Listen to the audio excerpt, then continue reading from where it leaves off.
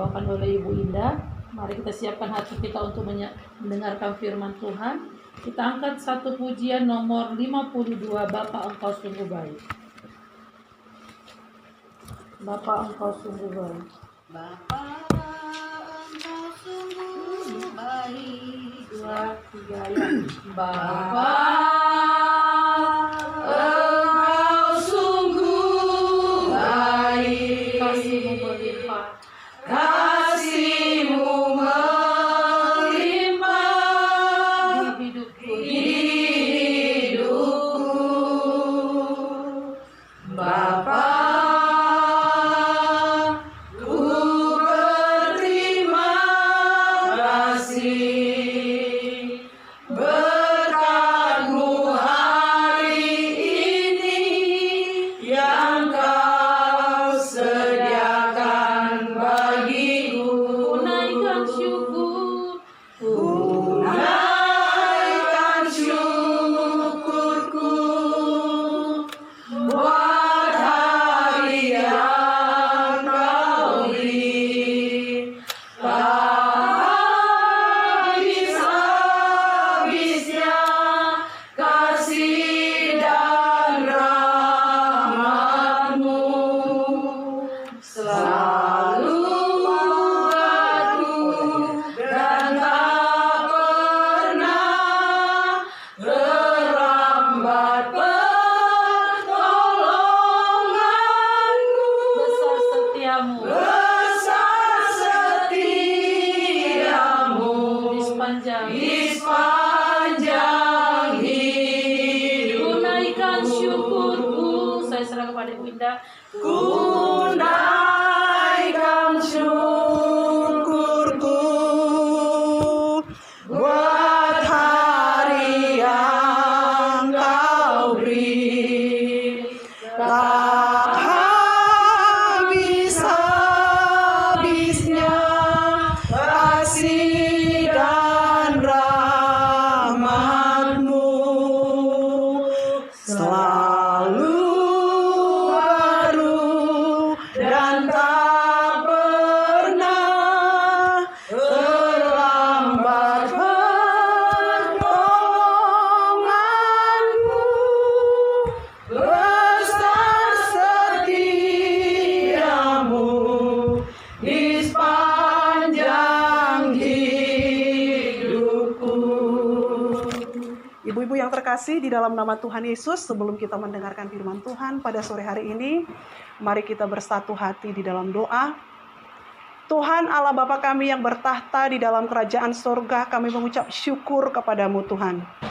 Pada sore hari yang indah ini Tuhan, pada bulan Agustus di mana Tuhan sebagai rutinitas dari perencanaan kami Tuhan, sebagai proker kami di organisasi PWKI Riau, kami mengadakan ibadah bulanan kami. Karena kami percaya Tuhan, setiap perencanaan kami akan selalu melibatkan Tuhan di dalam segala hal. Dan pada sore hari ini Tuhan, hati kami siap untuk menerima firman-Mu. Biarlah senantiasa setiap firman yang disampaikan pada sore hari ini bukan hanya logos, tetapi menjadi rema di dalam setiap kehidupan kami masing-masing ya Tuhan. Sehingga kami Tuhan pulang dari tempat ini boleh mengenal kehendak Allah di dalam kehidupan kami. Dan boleh kami lakukan di dalam kehidupan kami sehari-hari. Terlebih lagi Tuhan, kami sebagai wanita-wanita dan kami sebagai ibu-ibu yang menjadi penopang di dalam rumah tangga. Kami mau Tuhan menjadi wanita-wanita yang kuat, wanita-wanita yang berkarakter, yaitu karakter Kristus di dalam kehidupan kami. Bersabdalah Engkau Tuhan melalui firman-Mu pada sore hari ini. Urapilah mulut lidah hamba-Mu Tuhan. Dalam setiap perkataan-perkataan, biarlah senantiasa perkataan yang disampaikan oleh Tuhan dan kebenaran-kebenaran daripada Tuhan. Sehingga kami Tuhan, setiap hati kami yang mengalami kegundahan, setiap hati kami yang mengalami pergumulan berat, kami boleh dipulihkan, kami boleh diubahkan oleh karena hadirat dan kuasa Tuhan nyata di tempat ini. Terima kasih Tuhan, kami percaya ketika hamba-Mu menyampaikan firman-Mu, Roh Kudus-Mu bekerja di tempat ini. Di dalam nama Tuhan Yesus Kristus, hati kami siap menerima firman-Mu. Amin. Puji Tuhan, ibu-ibu yang terkasih dalam nama Tuhan Yesus Kristus. Pada sore hari ini saya diberikan kesempatan untuk berdiri di hadapan ibu-ibu. Bukan karena saya sudah lebih hebat, atau mungkin bukan karena sudah bisa, tetapi karena diberikan kesempatan. Oleh karena itu, mari kita mendengarkan firman Tuhan pada sore hari ini. Saya memang agak merasa deg-degan ya berdiri di hadapan ibu-ibu. Karena saya mungkin masih lebih muda dari ibu-ibu. Dan ibu-ibu juga sudah memiliki pengalaman yang lebih dari saya. Tetapi izinkan saya boleh menyampaikan hal-hal yang sederhana kepada ibu-ibu terkasih di dalam nama Tuhan Yesus Kristus. Untuk berbagi kebenaran-kebenaran firman Tuhan. Walaupun sebenarnya para ibu-ibu ini kalau sekarang ya dijuluki dengan ras terkuat di muka bumi katanya ya. Karena itu julukan anak-anak milenial sekarang. Kalau udah ketemu sama ibu-ibu ini katanya ras terkuat di muka bumi. Tetapi dengan kesempatan yang diberikan kepada saya pada sore hari ini, boleh menyampaikan kebenaran firman Tuhan. Ini adalah anugerah terbesar bagi kita. Mari kita mendengarkan firman ini bersama-sama. Adapun ibu-ibu, tema kita pada sore hari ini adalah berbicara tentang perencanaan yang matang. Yang menjadi ayat kunci kita pada sore hari ini, ibu-ibu, Yakobus 4 ayat 15. Tetapi saya mau ibu-ibu pada sore hari ini, kita membaca secara perikop, supaya tidak hilang asli daripada tujuan penulis menuliskan kitab itu kepada kita pada sore hari ini. Saya mau kita ibu bersama-sama membaca kitab ini, Yakobus 4 ayat 13-17. Kita bacakan secara responsoria. Bagi ibu-ibu yang memakai baju putih di atas, boleh mungkin bersama-sama dengan saya membacakan ayat 13-nya. Ibu-ibu yang baju merah di atasnya, boleh membacakan ayat yang berikutnya sampai habis dari ayat ini. Kita akan mulai ibu-ibu yang memakai baju putih di atas dari ayat 13. Yakobus 4 ayat 13 sampai 17. Ya. Jadi sekarang, hai kamu yang berkata, hari ini atau besok kami berangkat ke kota Anu, dan di sana kami akan tinggal setahun dan berdagang serta mendapat untung. Sedang kamu tidak tahu apa yang akan terjadi besok. Apakah arti hidupmu? Hidupmu itu sama seperti uap yang sebentar saja kehilangan bagian berlalunya. Sebenarnya kamu harus berkata, jika Tuhan menghendakinya, kami akan hidup dan berbuat ini dan itu. Tetapi sekarang kamu memudahkan diri dalam congkakmu, dan semua kemudahan yang demikian adalah salah. Jadi jika seorang tahu bagaimana ia harus berbuat baik, tetapi ia tidak melakukannya, ia berdosa. Puji Tuhan, ibu-ibu terkasih dalam nama Tuhan Yesus Kristus. Ayat kunci kita pada hari ini adalah Yakobus 4 ayat 15, namun saya mau menjelaskan dulu secara perikop. Hari ini ibu-ibu yang menjadi tema kita adalah perencanaan yang matang. Saya tahu ibu-ibu yang ada di sini pasti orang-orang yang sudah berhasil di dalam perencanaan. Mungkin 90%, 100%, mungkin 70%, ya. Tetapi apa yang mau disampaikan firman Tuhan ini pada kita pada sore hari ini, apa yang mau disampaikan Yakobus ini kepada kita, kita mau gali bersama-sama. Ibu-ibu yang terkasih dalam nama Tuhan Yesus Kristus, kemajuan ilmu pengetahuan, terlebih lagi khususnya dalam ilmu manajemen, sudah banyak menolong manusia untuk mencapai keberhasilan. Ini sangat betul. Karena tanpa perencanaan, apapun yang kita kerjakan pasti tidak akan berhasil. Kurang keberhasilannya ya. Walaupun mungkin yang secara tiba-tiba mungkin bisa berhasil. Tetapi kalau dengan perencanaan yang matang, pasti sesuatu proyek atau pekerjaan kita itu bisa lebih dianalisa. Maksudnya kita bisa analisis kegagalannya. Kalaupun terjadi sesuatu, hal di tengah-tengah, kita sudah bisa atasi karena kita sudah analisis di awal, ya. Ilmu manajemen ini, ibu-ibu, sangat diperlukan bahkan di semua organisasi, ya. Baik itu milik pemerintah maupun perusahaan atau partai-partai politik dan juga organisasi keagamaan seperti kita. DPD PWKI Riau punya proker, punya perencanaan tahunan. Mungkin juga kita punya proker yang jangka pendek atau jangka menengah. Semua bidang membutuhkan perencanaan yang matang agar bisa diukur untuk mencapai keberhasilannya. Bahkan pakar manajemen mengatakan seperti ini ibu-ibu kepada kita. Rencanakan kerjamu, setelah direncanakan, kerjakan rencanamu itu. Nah, dengan demikian apa yang kita kerjakan pasti akan berhasil. Kemudian juga ilmu manajemen yang lebih advance atau yang lebih berkembang itu biasanya menggunakan analisis SWOT ibu-ibu. Saya tahu ibu-ibu yang di tempat ini sudah mengenal yang namanya SWOT, ya. Yaitu apa yang menjadi kekuatan kita. Strength. Kemudian apa juga yang menjadi kelemahan, weakness. Opportunity, kesempatan, dan threat, ancaman. Biasanya ini sebelum orang membuat perencanaan ini dilakukan berdasarkan analisis SWOT. Untuk bisa mencapai keberhasilan dari goal yang sudah direncanakan. Sekarang boleh saya bertanya kepada ibu-ibu ya, bagaimana dengan program kita, program kerja DPD PWKI Riau? Apakah setiap bidang sudah mulai menjalankannya? Karena nanti saya akan menyambungkan hal ini. Mungkin kita bisa menjawab nanti akan terjawab dengan pernyataan yang berikutnya. Bagaimana dengan ibu-ibu? Mungkin saya dulu menjawab ya, dari program bidang pendidikan, memang sampai saat ini belum ada pergerakan. Ya, belum ada pergerakan. Nah, itu diakibatkan karena saya belum mendapatkan arahan yang jelas. Bagaimana dengan bidang-bidang yang lain, Ibu? Kalau saya lihat bidang kerohanian sudah berjalan, ya, sangat bagus. Nah, bagaimana dengan kita bidang-bidang yang lain? Apakah ada kesulitan di dalam melakukan itu? Karena kita harus tetap memakai yang tadi, analisis SWOT itu, agar satu perencanaan kita yang sudah kita mau goalkan itu bisa tercapai. Bagaimana kira-kira ibu-ibu? Bidang hukum dan HAM bersinergi kemarin dengan bidang rohani ya, sudah ada ya, dengan Kelapas. Oh, yang Kelapas ya, bagi ibu-ibu. Ada kesempatan, karena ada kesempatan juga ya Ibu, ada kesempatan bersama-sama ya kan? Ya, bidang rohani. Kemudian kesempatan itu digunakan dan akhirnya perencanaan yang sudah dibuat bisa tercapai.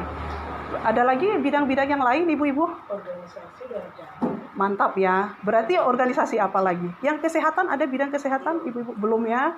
Ya, bidang kesehatan, bidang pendidikan juga belum. Bidang ekonomi. Bidang ekonomi sudah jalan. Sudah jalan. Ya. Akan jalan apa nih?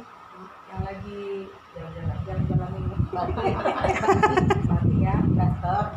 Oh iya. MKM. Inilah rencana kita tanggal 27 September ini mau London. Ya. Oke. Itu di bidang program apa? Bidang apa? Oh, gabung ya. Oh, gitu ya. Semua bidang ya, Bu ya. Bisa mengatakan kita mampu mengerjakan dengan keadaan keuangan kita ya. Jadi cuma bersinergi. Nah, jadi kayak line dance ini bisa kita masukkan kesehatan, sosial, pendidikan. Oh, bersinergi, berkolaborasi ya. Kalau di zaman sekarang namanya di Kurmer semua harus berkolaborasi, integrasikan satu sama lain. Oke, bagus sekali ya Ibu. Oke, puji Tuhan. Berarti bisa dicapai ya. Nah, di sini kita memang mau melihat proses manajemen itu mencakup setidaknya 4 hal. Ya, yang pertama yaitu planning and decision making, perencanaan dan pengambilan keputusan. Kemudian juga ada pengorganisasian. Lalu ada pengarahan, leading. Kemudian juga ada controlling. Dikontrol bidang-bidang itu, kemudian dievaluasi sudah sejauh mana kita melakukannya. Ya, ini memang adalah ilmu penerapan namanya perencanaan yang matang. Agar perencanaan yang sudah kita rencanakan itu keberhasilannya bisa kita ukur. Apakah bisa kita capai 100% atau tidak. Begitu ya ibu-ibu. Nah, tetapi dalam Yakobus ini ibu-ibu, dalam Yakobus 4 ayat 13 sampai 17 ini, sebelum kita gali, ada beberapa kalimat yang mau saya sampaikan kepada ibu-ibu. Ya. Kalimatnya, mengenal kehendak Allah adalah pengetahuan terbesar bagiku. Kalau kita mungkin mendapat satu ilmu yang baru, ibu-ibu, ya, mungkin bagian kesehatan, kita mendapatkan satu ilmu yang baru, itu rasanya seperti mendapat emas harta karun. Tetapi pada sore hari ini dikatakan seperti ini, kalau kita mengenal kehendak Allah dalam kehidupan kita, itu adalah pengetahuan terbesar, jauh dari pengetahuan umum. Mengetahui kehendak Allah adalah hikmat terbesar. Dan juga menemukan kehendak Allah adalah penemuan terbesar. Dan juga melakukan kehendak Allah adalah prestasi terbesar. Kalau ibu-ibu semua yang di sini nggak usah diragukan masalah prestasi. Tetapi firman Tuhan mengatakan pada hari ini, kalau kita melakukan kehendak Allah di dalam kehidupan kita, itu adalah prestasi terbesar dalam hidup kita. Nah, dalam perikop ini, dalam Yakobus 4 ayat 13 ini menceritakan mengenai seseorang yang punya kemampuan. Dia sudah mempunyai kemampuan. Dia mau merencanakan mau pergi ke kota Anu. Berarti orang ini sedang merencanakan bisnis agar dia bisa mencapai satu kehidupan yang lebih baik. Yakobus, ibu-ibu, menyoroti tentang kesombongan. Ya, yang mengira bahwa mereka dapat sepenuhnya mengendalikan hidup mereka sendiri tanpa memperhitungkan Tuhan. Ini sebenarnya yang mau ditegur oleh Yakobus pada sore hari ini. Perencanaan yang matang itu nggak salah, ibu-ibu, nggak salah. Ya, membuat rencana itu bagus. Karena apa? Tuhan udah memberikan kepada kita akal agar kita bisa mengoptimalkan dan membuat perencanaan sehingga apa yang sudah kita rencanakan itu bisa kita goalkan, bisa kita capai. Namun Yakobus mengingatkan kita agar kita jangan pernah melupakan Tuhan dalam setiap rencana yang kita buat. Itu maksudnya ibu-ibu, ya. Dan kita harus selalu berkata, dalam ayat kunci kita hari ini adalah kita harus selalu berkata, katanya seperti ini. Sebenarnya kamu harus berkata. Kalau dalam terjemahan bahasa aslinya, jika Tuhan berkehendak, jika Tuhan menolong, ya Bu, gitu. Itu maksudnya ibu-ibu. Jadi saya akan berbuat ini dan berbuat itu. Maksudnya di sini ibu-ibu, perencanaan yang matang gak ditentang Yakobus. Alkitab kita gak menentang perencanaan yang matang. Tapi yang ditentang firman Tuhan adalah kesombongan. Jangan lupakan Tuhan dalam setiap perencanaan kita. Itu maksudnya hari ini. Karena kita nggak tahu apa yang terjadi hari esok, ditambahkan lagi di situ, dikuatkan lagi di barisan yang berikutnya. Di dalam Yakobus 4 ayat 15 itu ditambahkan perkataan di situ, dikatakan di sana, kamu nggak tahu apa yang akan terjadi besok. Kenapa? Nanti ayat 16-nya lagi kita mau gali. Nah, kenapa? Seperti yang kita alami ibu-ibu baru-baru ini ya, yang sangat menggoncang dunia. Saya tahu ibu-ibu yang di sini pun mungkin mengalami itu. Pandemi COVID-19 itu memporak-poranda semua manusia pada waktu itu. Rencana manusia gagal pada waktu itu semuanya. Enggak ada yang enggak gagal. Sampai-sampai ibu-ibu pada waktu itu APBN negara kita pun anggarannya diubah. Karena apa? Alokasi anggaran tersedot banyak untuk pencegahan virus ini. Untuk pembelian apa? Pelindung diri, ya, untuk bantuan sosial, dan juga apa lagi? Untuk pembelian antivirus. Ya, vaksin pada waktu itu. Banyak, semua rencana diubah pada waktu itu, ibu-ibu, ya. Bahkan kami guru-guru, orang tua mungkin ya, ibu-ibu yang masih punya anak pada waktu itu, ya, kaget, sok, kenapa ini? Nggak pernah terjadi seperti ini. Ada yang kemarin tuh sampai marah-marah, viral-viral ya di TikTok ya, yang sampai mama-mamanya alisnya sampai ke sana. Karena apa? Semua berubah waktu itu, ibu-ibu. Sekolah diubah programnya, diulang lagi, ditata ulang, henti semua, nggak boleh ada keramaian, pokoknya dibubarkan, nggak boleh ada. Harus diubah, daring. Yang nggak bisa, yang tua-tua nggak ngerti apa-apa, ya sudahlah. Indonesia Raya, ya kan ibu-ibu? Ibu-ibu juga yang mungkin yang masih secara teknologi kurang memahami. Pada waktu itu gagap semuanya. Ya, kita bisa melihat seperti ini. Artinya kita nggak tahu apa yang terjadi hari esok. Pandemi COVID-19 sudah memporak-poranda semua kehidupan manusia pada waktu itu. Banyak rencana-rencana manusia gagal pada waktu itu. Diubah semuanya, diubah. Ya. Bahkan gereja juga pada waktu itu juga mengalami sama ya. Pokoknya semua segala yang menimbulkan keramaian tidak boleh ada. Karena semua pada waktu itu onsite tidak boleh ada. Yang ada hanya daring. Semuanya harus melalui Zoom. Ya. Jadi itu dinamakan pada waktu itu, dinamakan itu kehidupan yang tidak normal. Tetapi disebut pula seperti paradoks ya. Waktu itu dikatakan itu kehidupan yang tidak normal. Tapi itu disebut dengan new normal. Kok bisa? Karena apa? Harus bisa kita terima perubahan itu pada waktu itu. Inilah artinya kita nggak tahu apa yang terjadi hari besok. Jangan-jangan besok-besoknya kita ini, kita tahu lagi kita apa yang terjadi. Mungkin lebih parah dari pandemi COVID-19. Makanya ibu-ibu, firman Tuhan pada sore hari ini mengingatkan kita kembali agar kita tetap melibatkan Tuhan dalam perencanaan kita. Insya Allah, jika Tuhan berkehendak. Jika Tuhan menolong, seperti itu. Masya Allah. Kalau Masya Allah berarti kaget ya. Jadi ibu-ibu, apakah melalui kejadian yang tadi, apakah kita perlu membuat rencana? Harus ibu-ibu, ya. Apakah salah membuat rencana? Tidak. Ya. Karena apa? Yakobus 4 ayat 13 sampai 17 ini bukanlah menentang perencanaan yang matang, enggak. Tidak. Karena kalau kita mengatakan bahwa ini adalah menentang perencanaan yang matang, berarti kita gagal memahami perikop ini. Dan juga gagal untuk memahami kitab-kitab yang lain. Dalam Amsal 21 ayat 5 dikatakan seperti ini. Rencana orang rajin membawa kelimpahan. Tindakan tergesa-gesa mengakibatkan kekurangan. Kalau misalnya ibu-ibu tiba-tiba dikatakan, pasti ibu-ibu semua, oh saya tidak bisa. Karena kita sudah punya rencana semua. Tapi karena misalnya 1 minggu sebelum sudah dikasih tahu, oh saya atur waktu saya. Berarti jam sekian saya harus sudah sampai di sana. Ya insya Allah. Itu pun insya Allah ya Bu. Seperti itu ibu-ibu. Nah, jadi merencanakan perencanaan yang matang tidak salah menurut Alkitab. Harus ibu-ibu. Karena Amsal 21 mengatakan tadi itu, yaitu rencana orang rajin membawa kepada kelimpahan. Kalau rencana kita tercapai kan pasti berhasil apa yang kita capai ya ibu-ibu ya. Coba kalau tiba-tiba tap-tup, aduh aku pun pusing gitu. Apalah, kemana lagi pusing kepala. Ya ibu-ibu ya.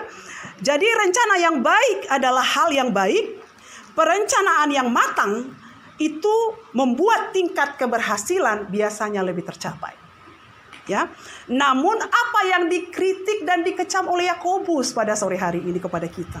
Yang dikritiknya adalah jenis perencanaan yang mengabaikan Tuhan, yang mengabaikan ketidakpastian hidup. Itu yang saya bilang tadi di ayat 16-nya, ditegaskan lagi, ya. Yang mengabaikan ketidakpastian hidup.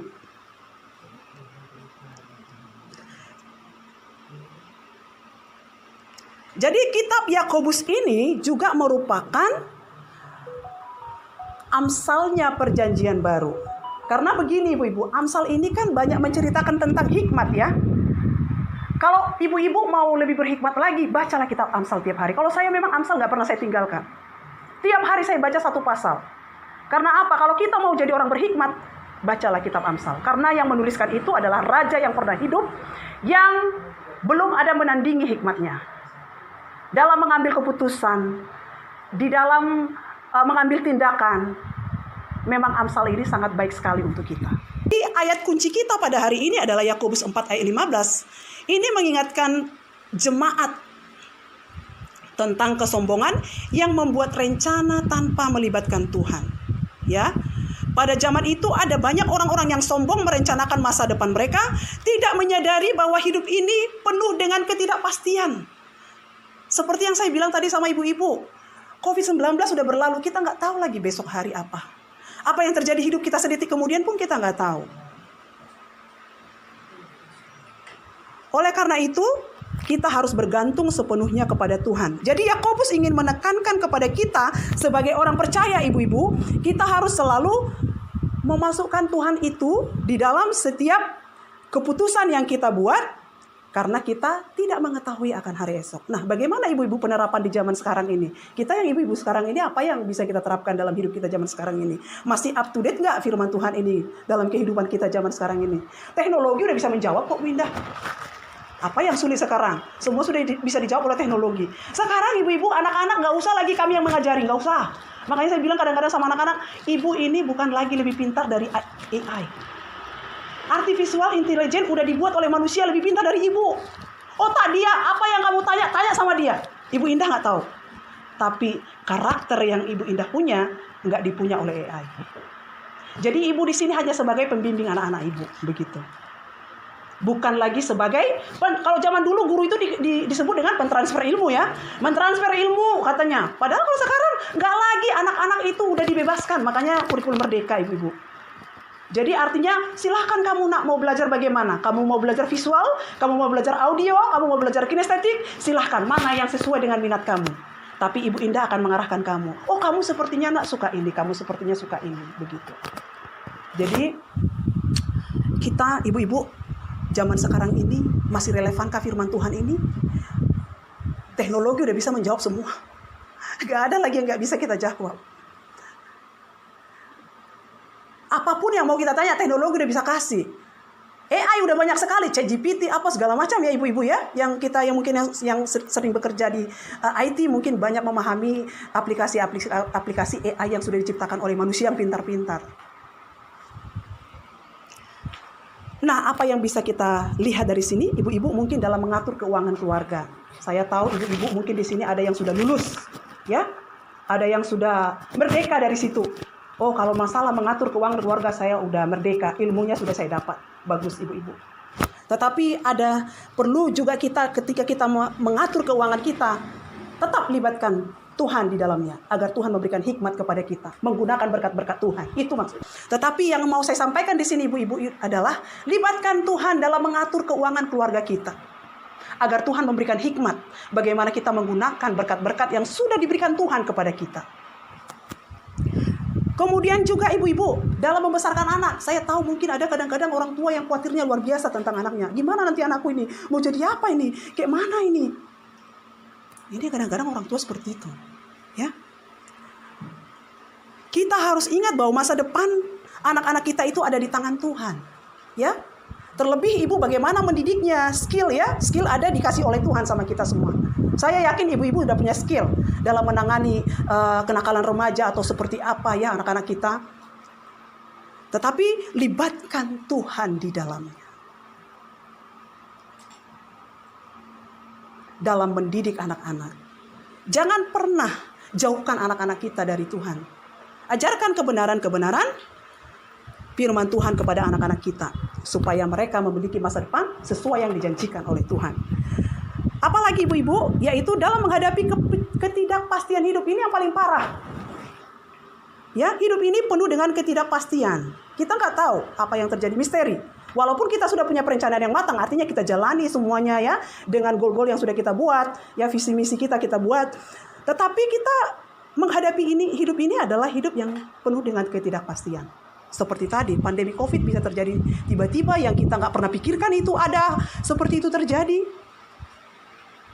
Oleh karena itu, ibu-ibu, ada saat-saatnya ketika kita merencanakan sesuatu, rencana tersebut kadang mungkin gak berjalan sesuai harapan kita. Momen-momen seperti ini, itu sebenarnya mengingatkan kita agar kita berserah kepada Tuhan. Jangan ibu-ibu semakin lari dari Tuhan. Atau mengambil jalan-jalan yang tidak berkenan kepada Tuhan. Kalau ada hal-hal seperti itu, ini membuat kita semakin mengandalkan Tuhan. Nah, Yakobus 4 ayat 13-17 ini mengingatkan kita ibu-ibu agar kita tetap melibatkan Tuhan di dalam setiap perencanaan kita. Perencanaan yang matang harus ibu-ibu, harus. Agar kita bisa mencapai goal kita, agar kita juga nggak tergesa-gesa. Saya pun pusing juga kalau disuruh tiba-tiba, kamu seperti ini. Waduh, saya sudah punya rencana seperti ini. Gitu. Jadi, ibu-ibu yang terkasih dalam nama Tuhan Yesus, di dalam menghadapi ketidakpastian hidup seperti tadi itu, kalaupun ada proses-proses dalam kehidupan kita alami hal-hal yang tidak enak, hal-hal yang tidak menyenangkan, itu artinya di saat itu berarti Tuhan mau kita bersandar sama Dia. Artinya kita harus mengandalkan Tuhan dalam kehidupan kita. Jadi ibu-ibu yang dikasihi Tuhan, mari kita belajar tetap melibatkan Tuhan dalam kehidupan kita. Kalau kita merencanakan sesuatu, boleh kita bilang, insya Allah. jika Tuhan menolong. Atau boleh lebih tinggi lagi mungkin, Tuhan yang menolong. Amin ibu-ibu. Amin. Puji Tuhan, demikianlah firman Tuhan kita pada Insya Allah. Jadi Masya Allah bukan ya, Insya Allah. Memang ada di dalam terjemahan bahasa Ibrani kita ada itu. Tetapi itu diadopsi dari bahasa Arab. Karena bahasa asli kita perjanjian lama kan Ibrani ya. Perjanjian baru itu Yunani. Jadi di perjanjian lama juga di Yunani itu ada, di Ibrani juga ada, di Yunani juga itu dikeluarkan oleh Yakobus. Insya Allah. Puji Tuhan ibu-ibu, demikianlah firman Tuhan kita pada sore hari ini. Jadi insya Allah rencana kita semuanya berjalan dengan baik. Apa yang sudah kita rencanakan tetap kita analisa dengan melibatkan Tuhan dalam kehidupan kita. Mari kita tutup dengan doa. Terima kasih Tuhan Allah Bapa, kami mengucap syukur kepadamu Tuhan pada sore hari ini. Kami sudah mendengarkan firman-Mu Tuhan, sabda-Mu.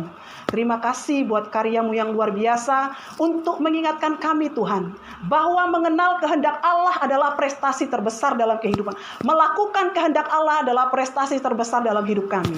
Kami mau Tuhan untuk selalu melibatkan Tuhan di dalam setiap perencanaan kami, di dalam setiap kehidupan kami, dalam segala aspek kehidupan kami ya Tuhan. Kami adalah ibu-ibu rumah tangga yang ada di tempat ini, menjadi penopang di dalam rumah tangga. Biarlah senantiasa hikmat-Mu Tuhan, penyertaan-Mu menjadi milik kami semua di tempat ini. Dan kami mau terus-menerus melibatkan Tuhan di dalam seluruh aspek kehidupan kami.